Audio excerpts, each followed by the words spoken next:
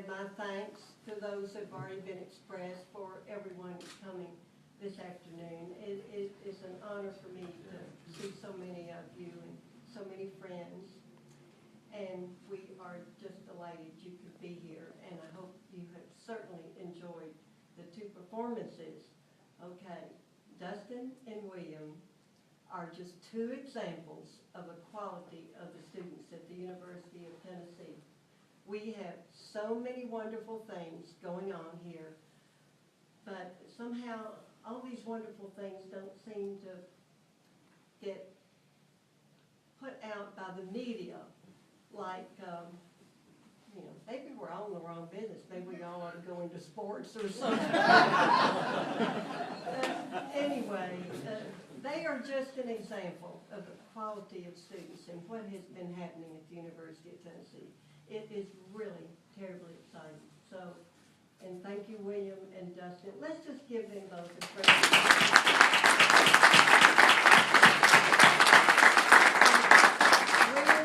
Didn't you make that own arrangement yourself? Isn't that your creation? Well, I had a lot of help from Dr. Northington and a few books. But well, and you saw he is not only eloquent with his fingers, but his mouth.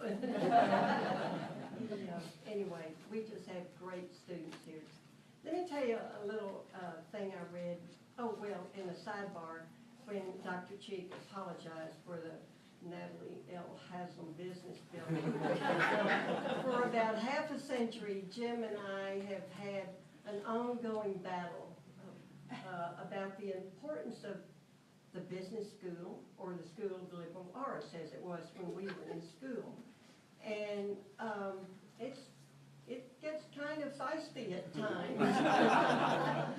So I was particularly crushed when they were going to build in the business. Well, anyway, I accept your apology. You had a busy weekend.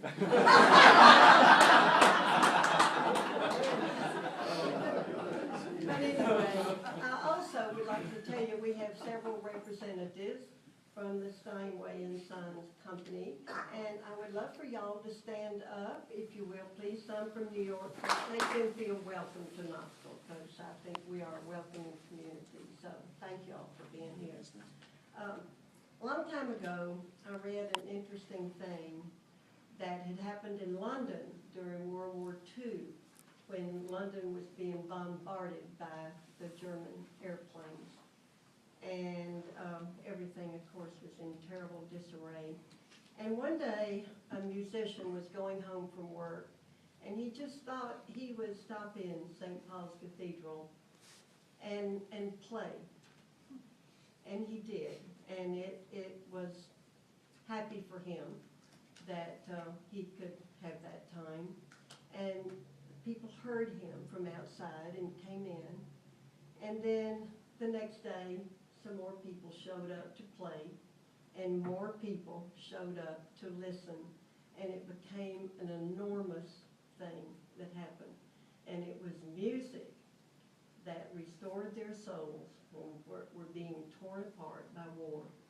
And that was just a real example of what music can mean to so many of us. And I hope y'all will be interested in this Steinway project. It is quite an ambitious but doable project, and we have a gentleman over here who is responsible for all of this. Jim Powell and Sandy from Johnson City came up with the idea that Tennessee should certainly be a Steinway school, All-Steinway School. We are surrounded in the state.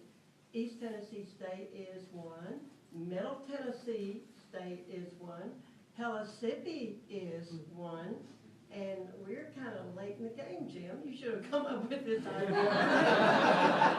But anyway, we are just really, really excited about it. And Jim's going to speak to you next, and I'd like to tell you a little bit about him. He and Sandy are from Johnson City, or what did you say? Limestone, excuse me.